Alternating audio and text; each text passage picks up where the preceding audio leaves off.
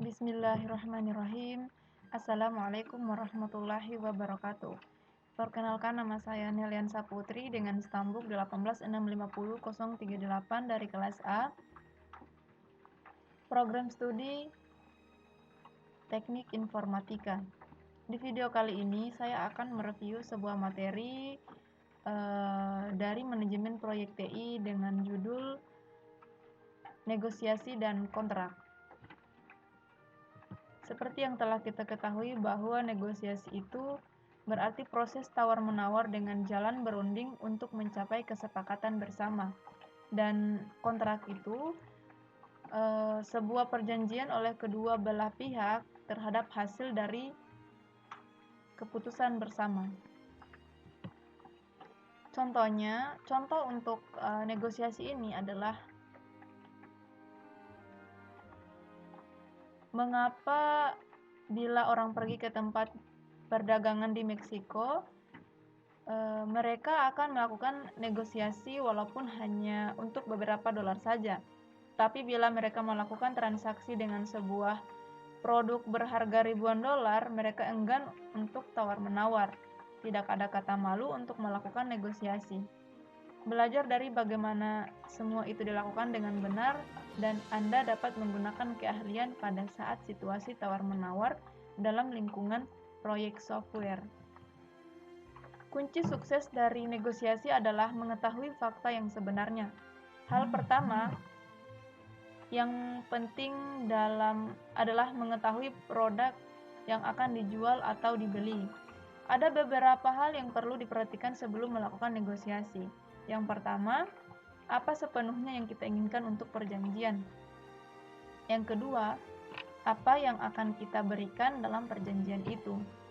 Bila Anda penjual software, hal yang akan dinegosiasikan adalah harga. Ketahui harga minimum yang akan diminta. Jika Anda pembeli, ketahui harga maksimum yang akan dibayarkan.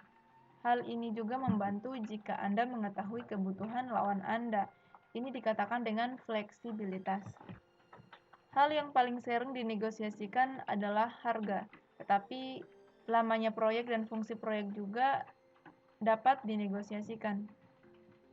Seperti kata pepatah, Anda akan mendapatkan yang murah, cepat atau bagus, pilih dua hal.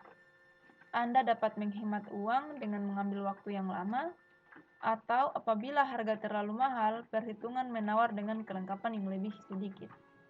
Jika Anda membeli produk, berhati-hatilah dengan tawar-menawar tim proyek yang terlalu rendah atau menerima tawaran murah yang tidak biasanya.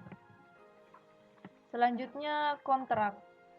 Kontrak untuk produk software mengharuskan tim proyek untuk menyediakan pengirim khusus, seperti tanggal yang pasti, untuk berbagai macam pemberian upah, kecuali proyek ini dilaksanakan pada dasar formal dalam organisasi eksternal, khususnya dalam dokumen kontrak yang tidak ingin dituliskan. Dalam tambahan untuk harga, tanggal pengirim, dan pengiriman, kontrak ini dapat termasuk dalam hal-hal dan kondisi lain seperti reproduksi, harga bertahan, lisensi atau generasi. Bila kerusakan dari software dapat menyebabkan tidak hidup atau situasi kritis lain, pertanggungjawaban dari penulis harus diklarifikasikan. Jika pengiriman didasarkan pada input verbal dari user, escape clause harus diikutsertakan. Anjuran tim proyek ini berguna untuk keluar dari kesalahan informasi. Tanggung jawab user seperti menyediakan informasi yang akurat dan tepat waktu, atau melakukan beberapa pekerjaan seperti dokumentasi juga harus ditulis. Kemudian kontrak harga tetap. Ini merupakan tipe umum dari kontrak. Di dalam kontrak fixed price, tim proyek mengajukan harga total pada awal proyek. Bagaimanapun juga, tim proyek harus memperkirakan resiko di dalam kontrak fixed price. Gunakan kontrak Fixed price hanya jika Anda dapat memperhitungkan risiko dan harganya. Kontrak fixed price sangat tepat bila Anda yakin bahwa tidak akan terjadi pergantian utama. Yang kedua, Anda akan bekerja dengan software dan produk hardware yang Anda ketahui. Dan yang ketiga, Anda memiliki komunikasi yang baik dengan user. Kontrak harga tambahan, the cost plus kontrak, yaitu apabila risiko terlalu tinggi dalam menentukan harga tetap, tim proyek harus memiliki kontrak cost plus. Pada kontrak cost plus, tim proyek menerima gaji dalam jumlah tetap per hari atau per jam ditambah ongkos-ongkos. Biasanya perusahaan tidak membuat janji untuk berapa lama mereka membuat kontrak. Kontrak cost plus sangat tepat bila Anda merasa bahwa pergantian utama akan terjadi. RD tidak ada atau kebutuhan lain tidak jelas. Anda bekerja dengan tidak mengetahui sistem operasi, paket software atau hardware, atau Anda mempunyai peralatan pengembangan khusus untuk menulis, seperti simulator, tes dasar, dan sebagainya. Komunikasi yang kurang antara Anda dan user. Yang keempat, aktivitas utamanya berorientasi pada manusia, contohnya interview. Jika Anda menjalani kontrak cost plus, yakinkan bahwa kondisi dan persyaratan jelas. Masukkan semua syarat dan kondisi, aspek hukum dari cara yang Anda inginkan untuk bekerja dengan klien. Ini akan memberikan perlindungan bagi Anda dan klien,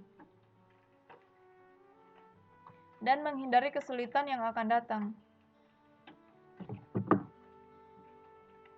Hal-hal yang berkaitan dengan hukum harus diklarifikasi seawal mungkin, yang dapat meliputi isu-isu pembayaran, hak cipta untuk sumber daya dan dokumentasi, hutang jaminan, dan masalah-masalah yang berhubungan dengan hardware dan software yang disediakan oleh pabrik.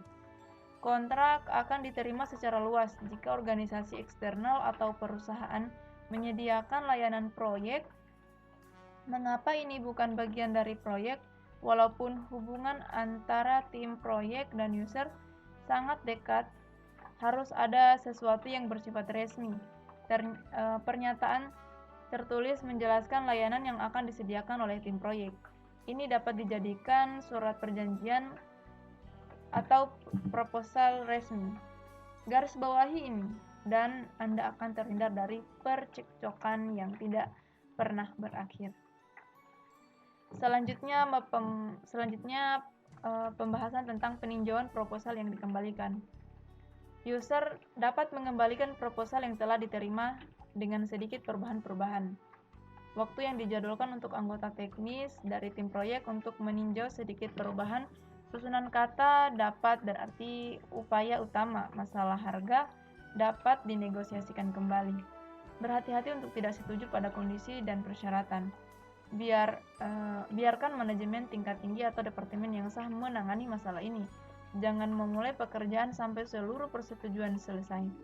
Akan lebih menguntungkan Anda untuk membiarkan user mengetahui kondisi dan persyaratan sebelum menulis proposal. Yang terakhir adalah kesimpulan. Dokumen kebutuhan yang lengkap dan telah disetujui oleh kedua belah pihak, yaitu tim proyek dan user. Dokumen proposal dapat digunakan untuk analisis atau seluruh pengembangan yang dilengkapi dan dibeli oleh user. Tulis persetujuan yang diinginkan. Yang ketiga, walaupun tidak mempertimbangkan kejadian penting, izin dari PPP itu dengan menyediakan sumber daya yang diperlukan. Baik, mungkin itu saja yang bisa saya jelaskan. Mohon dimaafkan jika ada salah kata, karena kesalahan itu datangnya dari saya dan kebenaran itu sesungguhnya datangnya dari Allah Subhanahu wa Ta'ala.